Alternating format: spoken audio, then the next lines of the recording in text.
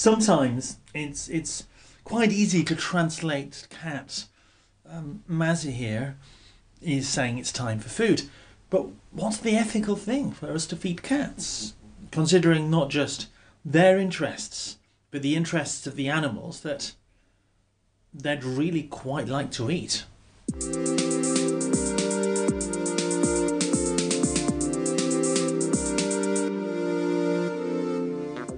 I'm Ian MacDonald, talking to three veterinarians with experience, good and bad, of cats on a vegan diet, including the vet who got Nestle to fund the only ever study of vegan cats, and a house call from their principal advocate, Andrew Knight.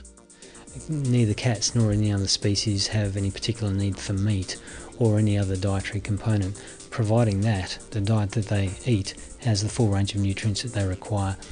Next show, we'll discuss the rights and wrongs, but first, I ask whether these elegant killing machines have the vegan option.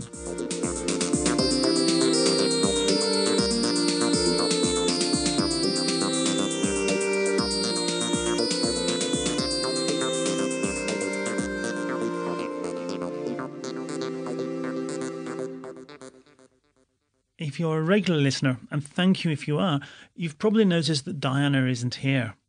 She has stepped back from the vegan option, but is blogging about evolution, animals and ethics at her new site, sentientist.org, and she's also Sentientist on Twitter. And that word comes from sentience, the capacity to feel, which is at the heart of both her ethics and her science, and it's spelt Sentientist.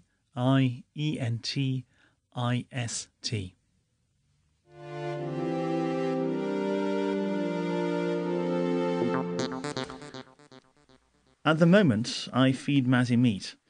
I'm not alone there. Lots of other vegan podcasters do the same. Colin Patrick Gaudreau, Erin Grayson, the former vegan freaks. Hello. Hi. Hi. Hey. Did you mention me just now? Erin, shouldn't you be on Red Radio? Yeah, I was doing my podcast and I thought I would just jump in here. I felt like you were talking about me. It was just a feeling. Yes, I kind of was. Doing a show about what vegans feed their cats, and mentioned you as another vegan podcaster who feeds their cats meat. Yes, absolutely. 2 cats, and they're both carnivores for sure. Well, it would be great to have your experience as well. Would you like to stick around? It would be absolutely my pleasure. Thank you, Ian. Welcome to the Vegan Option, Erin Grayson. For everybody else, my name's Erin Red. I'm a podcaster over here in the United States of America, and I'm really happy to be joining you today. It's a great topic. It's really interesting, and it's a big ethical dilemma for lots of people. But let's start with the majority view. For example, like most vets, the American Society for the Prevention of Cruelty to Animals strongly recommends feeding cats meat. Now, I couldn't find a vegan vet who completely agreed with that, but vet Jean Hofve does agree and told me a cautionary tale from her own practice. Well, the most egregious case I saw was a lovely young couple, and they were very, very dedicated vegans, and they had their kitten on a vegan diet, a commercial vegan diet, but I believe it was the Weissong. It says vegan right on it, but it is intended to be added to meat, and is not a complete diet unless you do that. And this kitten was small for her age, and she was not well developed. Her coat was stiff and real dry. It was she did not look very good. But they are taking something. I mean, they're doing a vegan cat diet wrong. It wasn't a complete diet, and I asked them please to add meat and please switch to if you're going to do that, get a complete diet. Well, they did some modifications, and when she came back at age 6 months, she had basically not grown, and she just looked terrible. I just can't understand. Yeah, no, I mean, it's just that's a terrible story, and I've heard it happen before with actually the very same food, because it's labeled in a way that it sort of makes you feel like that's the whole diet, unless you're super careful. So that's upsetting. And she's not the only person with horror stories to tell. Some vegan activists like Miha Soleil Ross of radio shows Animal Voices blame the failure of their cat's health on its vegan diet. So why? You may wonder. Do some vets say it's possible? Well, let's start by trying to understand exactly what nutrients a cat needs and what the risks are on a vegan diet. I got hold of one of the experts. I'm Dr. Lorelei Wakefield. I'm a veterinarian in New York City, and I work to promote and improve animal welfare in any way that I can. And I also practice regular general veterinary medicine for people's cats and dogs. You've worked on, I think, the only project that's actually monitored the health of vegetarian and vegan cats. To my knowledge, that's still the only study that's monitored their health. The top nutrient that we have to worry about when we're feeding them a vegan diet is protein, because cats are obligate carnivores, which means the way that their body is made is it's really meant to be digesting meat. They have a shorter intestinal tract. And of course, the way their teeth are shaped is more for slicing meat and for grinding vegetables. So they have just a very high protein requirement. So that's the number one thing we work on. And a lot of companies are using soy protein and vital wheat gluten, which is high in protein. Obviously, we have to worry about taurine. There have been studies done in the past that showed that taurine deficiencies can cause hypertrophic cardiomyopathy, which means that the heart muscle grows so thick that it really becomes ineffective at pumping blood. But in those studies that found the taurine deficiencies, those cats were not necessarily vegan cats. That was across the board of cats eating any sort of diet. And taurine's an amino acid. Proteins are made of amino acids.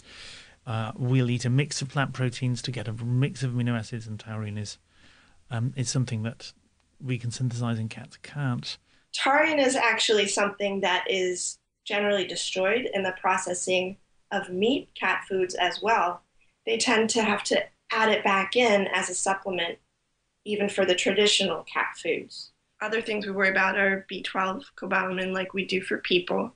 So that's something that needs to be supplemented in cats who are eating a vegan diet. And also arachidonic acid.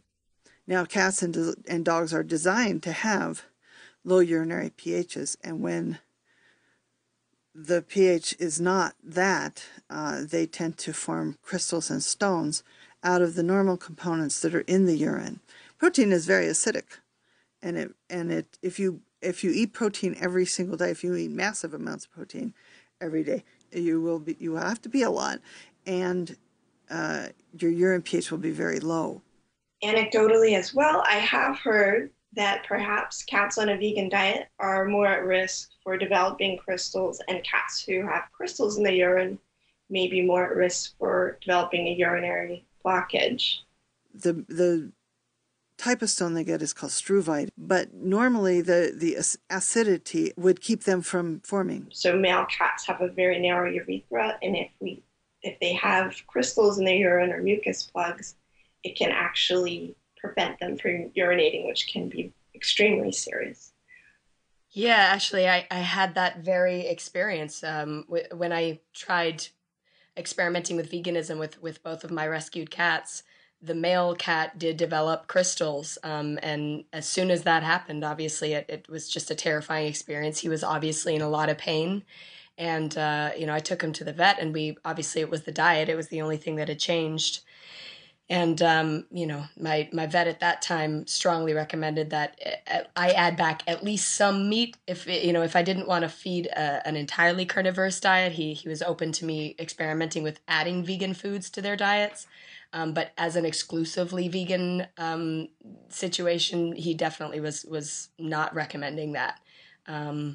So it was definitely not a success in this house. And he's not unusual. Most vets don't recommend that. I've heard of stress causing struvites in cats as well. Emotional issues and environmental changes and adding new humans or animals to the family circle, that kind of thing. And so frankly, it could have been the fact that I was changing up my cat's diet and he was stressed out about it. It might not even have been the food itself, but whatever it was, he certainly wasn't happy with the situation, and it was affecting him physically. So the challenges are to both keep the urine acidic so struvite crystals don't form, and to give our feline friends nutritionally complete vegan food. Have manufacturers met the challenge? Dr. Andrew Knight, vet and vegan campaigner, runs veggiepets.info to advocate and advise on plant-based diets for cats. He paid a visit to Mazzy to try and convince her to go vegan. Neither cats nor any other species have any particular need for meat or any other dietary component, providing that the diet that they eat has the full range of nutrients that they require.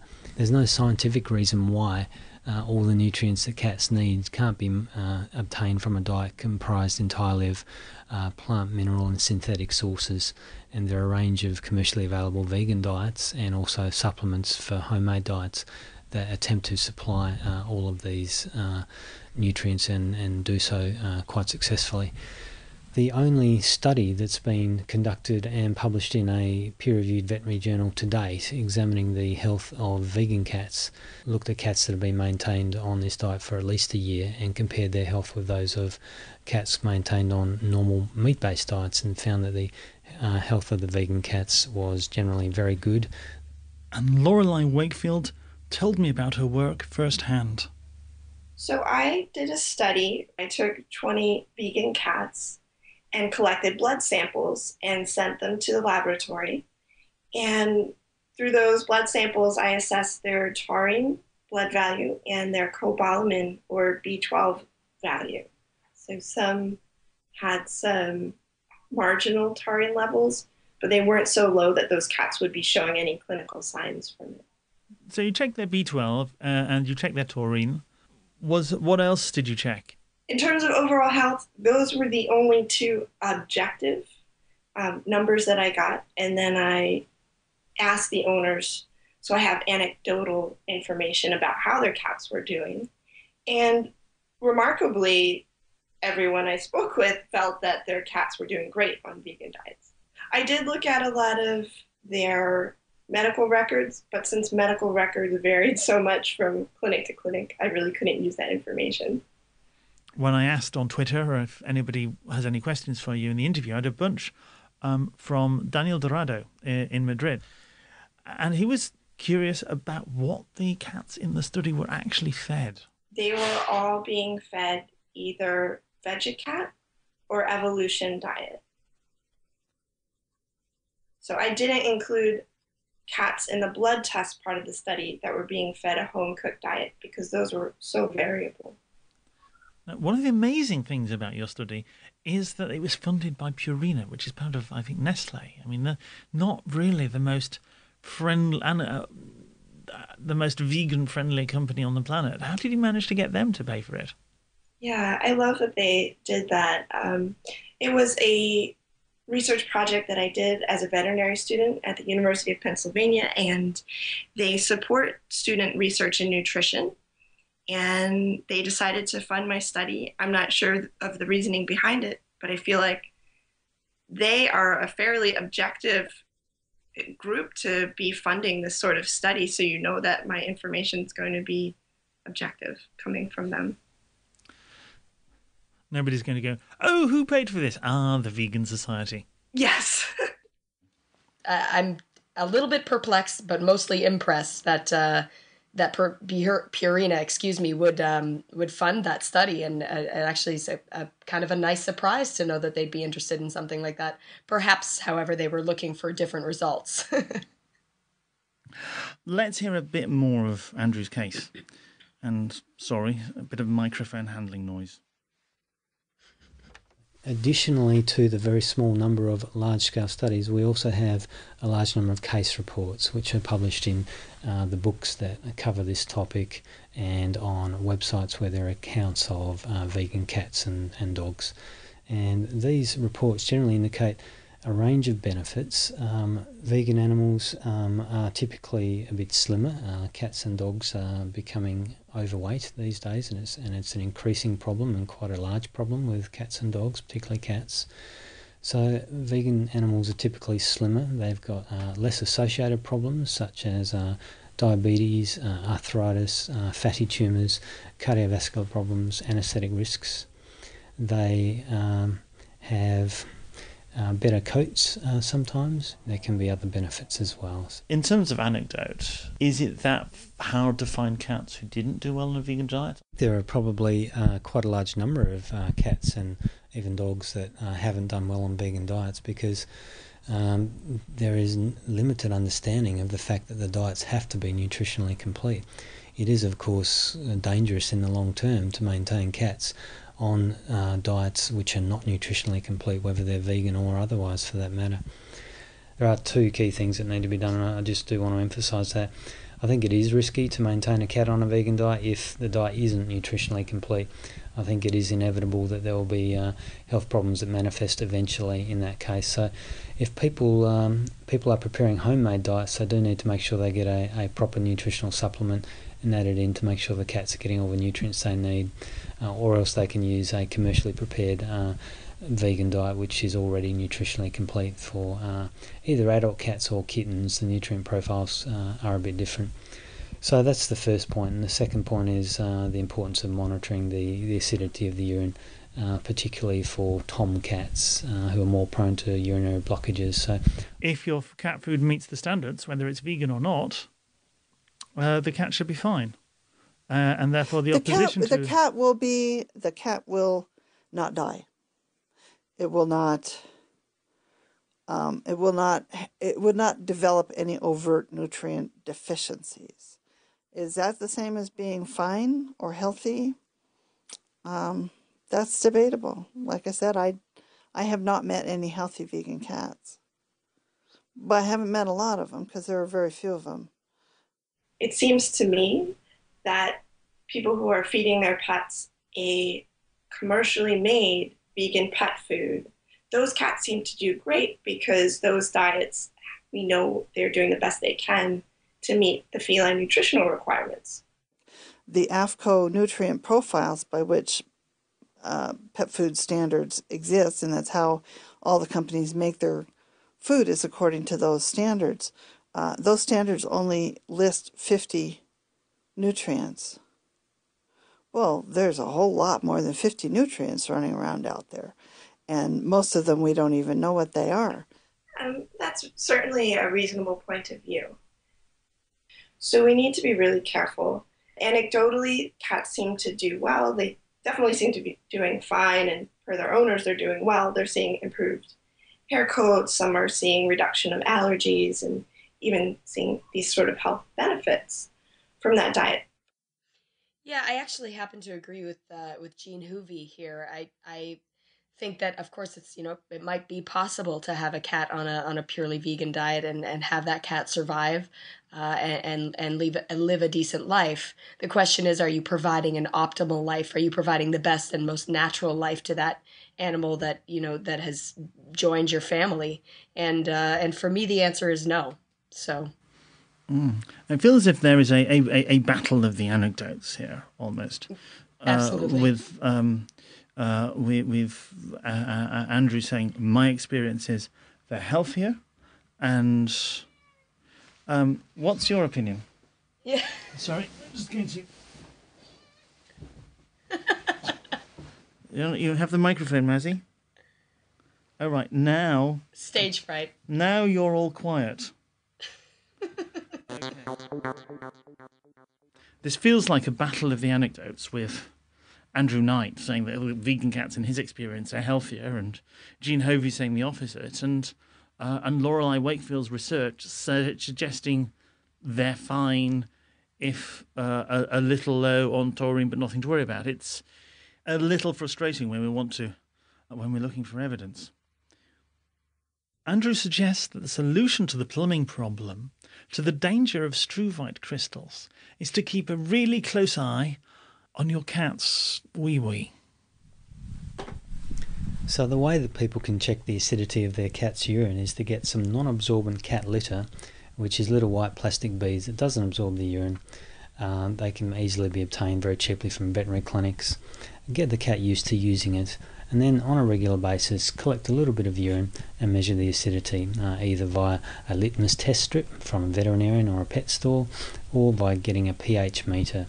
I think any time that there's changes underway or potential problems, this should be done at least weekly. But for long-term monitoring, I would suggest perhaps monthly.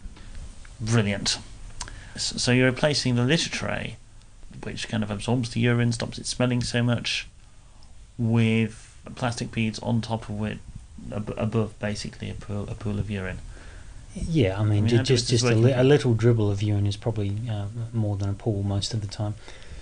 Normal cat litter absorbs the smell, whereas these plastic beads wouldn't, and they wouldn't be suitable for regular use. Once a month at the end. I would try perhaps weekly in the beginning to get a baseline measurement before you start making any dietary changes, and then as you're gradually transitioning your cat onto a vegan diet, do it weekly, or if you see any signs of any problems with the urine, check it again. Once things are stable and we're on a vegan diet long term, then switch to perhaps every month or even less often, but every month would be good practice, I think. Aside from the fact that doesn't sound like the most glamorous of jobs, I definitely would say that it's something, if you're committed to making your cats eat a vegan diet, then that's that's par for the course, I guess. It's interesting that Andrew's the most bullish about putting cats on a vegan diet, but he's the most careful about how to do it. Absolutely. I fully respect that. I think if you're going to do it, that's the way you have to do it. Your experience with binaural gas getting struvites kind of backs that up. It feels like it really does take a degree of commitment to do this properly. So this leaves us all where we started, with an ethical dilemma. And that's what we're going to discuss in the next show.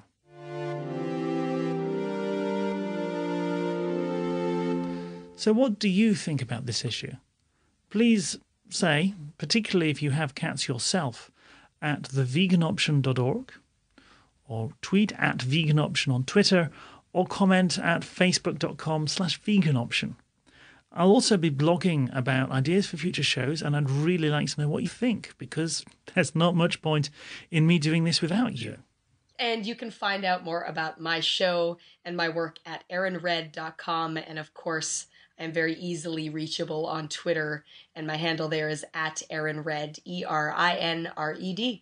Thank you to the veterinarians, Lorelei Wakefield, Andrew Knight and Jean Hofve, to Rob Masters for the music, and to Erin for dropping in, and most of all, to you for listening. Everyone will be back in part 2, and I hope you will be too.